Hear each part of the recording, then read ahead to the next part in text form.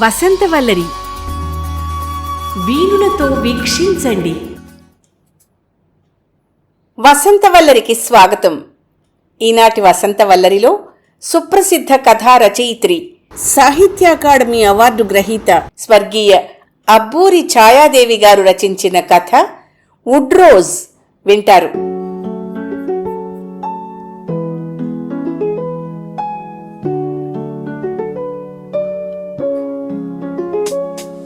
సాయంకాలం పూట బాల్కనీలో కూర్చుని వీధిలో వచ్చే పోయేవాళ్లని చూడ్డం అలవాటైంది నాకు.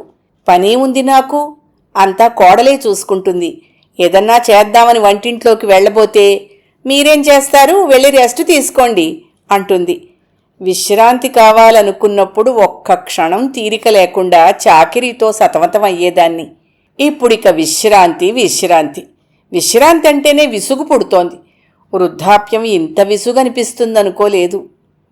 వాలుకుర్చీలో పడుకుని కునుకు తీయడం, మనవలందరితో ఆడుకోవడం, కథలు కబుర్లు చెప్పడం, ఇరుగు పొరుగు వాళ్లతో వచ్చేపోయే బంధువులతో ముచ్చట్లాడడం, ఇంట్లో వాళ్ళని సాధిస్తూ కర్రపెత్తనం చేస్తూ ఉండడం. వృద్ధాప్యం ఎంతో హాయి అనుకునేదాన్ని చిన్నప్పుడు. ఇప్పుడు నా దాకా వచ్చాక తెలుస్తోంది. పల్లెటూళ్లలో వృద్ధాప్యం గడవడానికి, పట్నాల్లో వృద్ధాప్యం గడవడానికి బోలెడు తేడా ఉందని కూడా తెలుస్తోంది. ఈ మహానగరంలో ఎవరికి వారే యమునా తీరే అన్నట్టు అంటీ ముట్టనట్టు ఉంటారు ఇరుగు పొరుగు వాళ్ళు. వాళ్ళు చనువుగా మనింటికి రారు, మనం వెడితే ముళ్ల మీద కూర్చున్నట్టు కూర్చుని వద్దు మొర్రో అంటున్నా గుక్కడు కాఫీ పోసి పంపిస్తారు. అందుకే ఇలా బాల్కనీలో కూర్చుని వీధిలో వచ్చే పోయేవాళ్ళని చూడడమే నయం. చూస్తూ కూర్చుంటే ఏవో ఆలోచనలు పాతవి కొత్తవి వచ్చిపోతూ ఉంటాయి. అదే కాలక్షేపం. బాల్కనీ పక్కన గోడవారుగా కోడలేదో విత్తనం నాటుతోంది. ఏమిటి కమలా అది అన్నాను. ఓ పూలతీగ విత్తనం నాటుతున్నానండి అంది. ఏం పువ్వులు? శంఖం పూలతీగ కాదు, దీన్ని వుడ్ రోజ్ అంటారండి అంది తల వంచుకొని మన్ను కెలుకుతూ. నేనెప్పుడూ ఆ పేరు వినలేదు. వీళ్ళు చామంతి పువ్వుల్ని కూడా ఇంగ్లీషు పేర్లతో పిలుస్తారు. అలాగే నాకు తెలిసిన పూల పేరేనేమో తెలుసుకుందామని ఆ పువ్వులు చూడ్డానికి ఎట్లా ఉంటాయమ్మా అన్నాను. పసుపచ్చని బాకా పువ్వులు పూస్తాయి ముందు, తర్వాత వాటి తొడిమల్లోంచే గంధం చెక్క రంగులో గులాబీ పువ్వుల్లాంటివి పూస్తాయండి. సువాసన ఏమైనా ఉంటుందా, లేకపోతే పూజకి పనికొచ్చేవా అడిగాను కుతూహలం ఆపుకోలేక. సువాసన ఉండదు, కానీ చాలా అందంగా ఉంటాయి ఆ పువ్వులు. వాజులో పెట్టుకుంటే ఎన్నాళ్ళైనా నిలవ ఉంటాయి అంది. ఏమిటో నేనెప్పుడూ అలాంటి పువ్వుల్ని చూడలేదు. శుభ్రంగా ఏ సన్నజాజి తీగో వేసుకుంటే ఘుమఘుమలాడుతూ బోలెడు పువ్వులు పూస్తాయి. తల్లో పెట్టుకోవచ్చు పిల్లలు, ఇంటికొచ్చిన ముత్తైదువులకి ఇచ్చుకుంటే ముచ్చటగానూ ఉంటుంది. అంతేగాని కనీ విని ఎరుగని ఇలాంటి తీగలు తెచ్చి వేసుకోవడం ఎందుకో? పోనీ ఏ బూడిద గుమ్మడికాయ తీగో వేసి డాబా మీదకి ఎక్కిస్తే బోలెడు కాయలు కాస్తాయి. 2 చేతులా నలుగురికి పంచిపెట్టుకోవచ్చు. అలా అనుకునే ఆ మధ్య గోడవారుగా విత్తనాలు నాటాను. చక్కగా మొలిచాయి. ఆ మర్నాడు చూస్తే మొక్కలు కనిపించలేదు. ఇక్కడ మొక్కలేమయ్యాయర్రా అని అబ్బాయిని కోడల్ని ఇద్దరినీ అడిగాను. మాకు తెలియదు పొమ్మన్నారు. ఏ గడ్డి మొక్కలు అనుకుని వాళ్లే పీకి పారేసి ఉంటారు. నా మాట అంటే గడ్డి పరకంత విలువ లేకుండా పోతోంది ఈ మధ్య.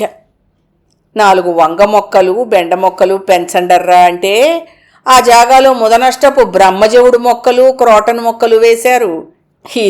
ఇద్దరే ఒకరికొకరు తందాన తాన అనడం. అదైనా నేనెప్పుడైనా సలహా ఇచ్చినప్పుడే. ఉత్తప్పుడు అయిన దానికి కాని దానికి కీచులాడుకుంటూనే ఉంటారు. సరే, నాకెందుకు వచ్చిందని ఊరుకున్నాను. ఓ 10 రోజులకి ఆ విత్తనం మొలకెత్తింది. మా కోడలి సంబరం అంతా ఇంత కాదు. దాని రోజు ఎంతో అపురూపంగా చూసుకుంటూ కొంచెం ఎదగ్గానే దాన్ని గోడకంటి ఉన్న పైపు కట్టి ఆ పైపుని పట్టుకుని డాబా మీదకి అల్లుకునేలా ఏర్పాటు చేసింది. 3 నెలలు తిరిగేసరికి బాల్కనీ గోడ చుట్టూ అల్లుకుంది. బాల్కనీ చుట్టూ ఉన్న గ్రిల్లు నిండా అల్లుకుంటోంది. నేను ఆ బాల్కనీలో కూర్చుని వీధిలోకి చూడాలంటే ఇబ్బంది అవుతుందేమో, ఉన్న కాస్త కాలక్షేపం పోతుందేమోనని గిజగిజలాడింది నా మనసు. ఊరుకోలేక కోడలతో ఓసారి అని చూశాను. ఏమనుకుందో ఆ తీగను కాస్త బిగించి పైకి లాగి డాబా మీదకే ఎక్కువగా అల్లుకునేలా తాళ్ళు వైర్లు వేసి కట్టింది. మేడ మీద ఒక్కటే గదుంది. దక్కిందంతా డాబాయే. ఆఫీస్ నుంచి వచ్చాక అబ్బాయి అక్కడే కూర్చుని చదువుకుంటూ ఉంటాడు. ఆదివారాలు కూడా స్నేహితులతో అక్కడే గడుపుతూ ఉంటాడు. వాడో రోజున పెళ్ళాన్ని పిలిచి కేకలేశాడు. నాకు సరిగ్గా వినిపించలేదు ఆ కీచులాట. నేను కలగజేసుకోలేదు బావుండదని. ఆ తర్వాతో నాడు మా కోడలు ఇల్లంతా శుభ్రంగా సర్ది ముందు గదిలో బల్ల మీద గాజు కూజాలో పువ్వుల కొమ్మలు గుచ్చుతోంది. పసుపు, ఎరుపు, గులాబీలతో పాటు గంధపు చెక్క రంగులో ఉన్న గులాబీ పూల కొమ్మల్ని కూడా గుచ్చింది. చూడ్డానికి తమాషాగా అనిపించి ఇవేం పువ్వులా అని పట్టుకు చూశాను. ఎండిపోయి పెళపెళ్లాడుతున్నట్టున్నాయి. ఇవేం పూలు ఇలా ఉన్నాయి? ఆ తాజా గులాబీలతో పాటు వీటినెందుకు పెట్టావమ్మా అన్నాను. వీటినే వుడ్రోజ్ అంటారు. ఇలా అమర్చడం వృద్ధాప్యం, యవ్వనం కలిపి చూపించడానికి. వుడ్రోజ్ పువ్వులు వృద్ధాప్యానికి, తాజా గులాబీలు యవ్వనానికి ప్రతీకలన్నమాట. ఇటువంటి అలంకరణని ఇకే బావా అంటారు. అత్తా కోడళ్ళని పిలవరాదా అన్నాను నవ్వుతూ. మా కోడలు కూడా నవ్వేసింది. అప్పట్నుంచి ఆ వుడ్రోజ్ పువ్వులు ఎప్పుడు పూస్తాయా అని బాల్కనీలో కూర్చుని ఆ తీగ కేసి చూస్తూ ఉండేదాన్ని. వీధిలో వచ్చే పోయే మనుషుల్ని చూడ్డానికి ఆ తీగతో ఏదో అనుబంధం ఏర్పడినట్టే అనిపించింది. తీగ నిండా పసుపచ్చని బాకా పువ్వులు కళకళ్లాడుతూ కనిపిస్తున్నాయి. ఇంకా వుడ్రోజ్ పువ్వులు ఎప్పుడు పూయడం మొదలవుతాయా అని ఎదురు చూస్తున్నాను. ఆ రోజు ఆదివారం. భోజనాలకు ఇంకా వేళ కాలేదు. పూజ ముగించుకుని ఏమీ తోచక బాల్కనీలోకి వెళ్ళాను అక్కడ కూర్చుందామని. అదేమిట్రా ఆ పూల తీగని అలా పీకేస్తున్నావు అని అరిచాను. అబ్బాయి గోపాలం నా మాట వినిపించుకోలేదు. వరండా చుట్టూ అల్లుకొని డాబా గోడదాకా దట్టంగా అల్లుకున్న వుడ్రోజ్ పూల తీగని అలా చీల్చి చెండాడుతూ ఉంటే నా మనస్సు గిలగిల్లాడింది. వాడు నా మాట వినిపించుకోవడం లేదని వంటింటి వైపుకు వెళ్ళి కోడల్ని పిలిచి అడిగాను. అదేమిటమ్మా వాడు ఆ వుడ్రోజ్ తీగను అలా పీకి పోగులెడుతున్నాడు, వచ్చి చూడు అన్నాను. నా మాట వింటారేమిటి? ఆయన ఇష్టం. తీగ పీకుతారు, ఇల్లు పీకుతారు, పీక్కోనివ్వండి అంది నిష్ఠూరంగా. నా మనసు నిలవక మళ్లీ బాల్కనీలోకి వెళ్ళి చెప్పి చూశాను. నిక్షేపంలా పువ్వులు పూస్తున్న తీగని పీకి పారేయడం బావుండదని. నా మీద భుస్సుమని లేచాడు. నోరు మూసుకుని ఇవతలకొచ్చేశాను. చిన్నప్పుడు వాడికి నేనంటే ఎంత అపేక్ష ఉండేది. వాళ్ళ నాన్నగారు నన్ను చిన్న మాటన్నా సహించలేకపోయేవాడు. పొయ్యిలో కట్టెలు మండక వంటింట్లో పొగతో నేను సతమతమవుతూ ఉంటే, అమ్మా నేను పెద్దయ్యాక నీకు ఈ వంట బాధ లేకుండా చేస్తానమ్మా అనేవాడు. కళ్ళల్లో నీళ్లు తిరిగేవి వాడి మాటలకి. వాడు పెద్దయ్యాడు. నాకు వంట తప్పింది. నన్ను వంటింట్లో అడుగు పెట్టనివ్వదు కోడలు. అలా అని మురిసిపోనా? వాడు అమెరికాలో 3 ఏళ్లుండి వచ్చినప్పటి నుంచి కారాలు తినలేకపోతున్నాడు. నా వంటలో కారం బాగా పడుతుంది. మరి అలవాటైన చెయ్యి ఎంత తగ్గించుకుందామన్నా చేత కావడం లేదు. మా కోడల్లా చప్పిడి వంటలు చేయడం నాకు రాదు. కారాలు పులుపులు ఒంటికి మంచివి కావని ఉపన్యాసాలు ఇస్తారు ఇద్దరూ కలిసి. నాకొచ్చిన పిండి వంటలు కూడా ఇప్పుడు పాతకాలపు అయిపోయాయి. ఆ బిర్యానీలు, కేకులు నాకు రావు. కందిపచ్చడి కూడా మిక్సీలోనేనాయే. ఆ రుబ్బురోలు నాలాగే మూలపడింది. పెద్దవాళ్లను బట్టే పిల్లలును మనవడికి మనవరాలకి నాతో కబుర్లే ఉంటాయి. అవేవో కామిక్కులుట. అవి పుచ్చుకుని కూర్చుంటారు ఇద్దరు. ఇద్దరికీ భూతద్దాల్లాంటి కళ్ళజోళ్ళప్పుడే. రాత్రి వాళ్ళు భోజనాలు చేస్తుండగా వాళ్ళ భోజనాల బల్ల దగ్గర నుంచుని అడిగాను, అబ్బాయి గోపాలం, ఎందుకురా ఆ తీగను అలా పీకేశావు అని. ఏ తీగ అన్నాడు. వాడప్పుడే మర్చిపోయాడు. నా మనసులో ఇంకా అదే పీకుతోంది. అదేరా ఆ వుడ్రోజు తీగ. ఓ అదా, అదో న్యూసెన్స్ అయిపోయిందమ్మా.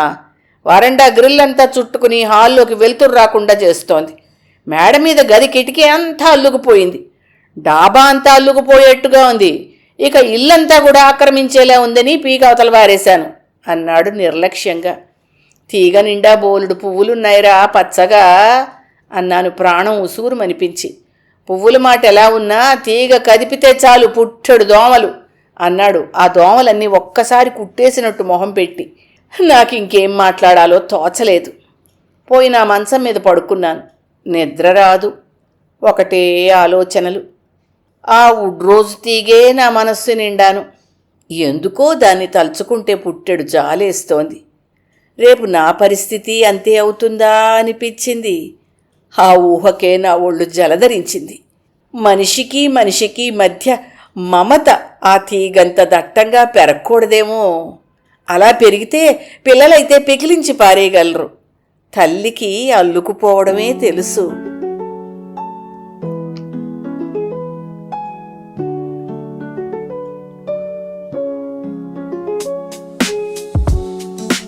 వసంతవల్లరిలో సుప్రసిద్ధ కథా రచయిత్రి, సాహిత్య అకాడమీ అవార్డు గ్రహీత స్వర్గీయ అబ్బూరి ఛాయాదేవి గారు రచించిన కథ వుడ్ రోజ్ విన్నారు.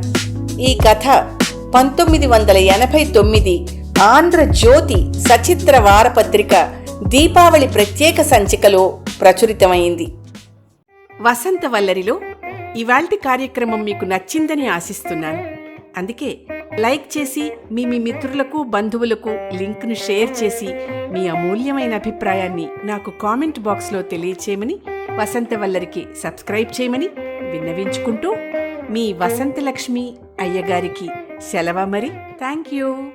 వసంతవల్లరి మిత్రులు, శ్రేయోభిలాషులు, వీక్షకులు, శ్రోతలు అందరికీ ఒక విజ్ఞప్తి. గతంలో లాగానే ఎప్పటికప్పుడు నా కథలను విని స్పందన తెలియచేయమని కోరుతూ, నేను చదివిన కథ మీకు బాగా నచ్చినట్టయితే తప్పకుండా హైప్ ఆప్షన్ నొక్కి నన్ను ప్రోత్సహిస్తారు కదూ.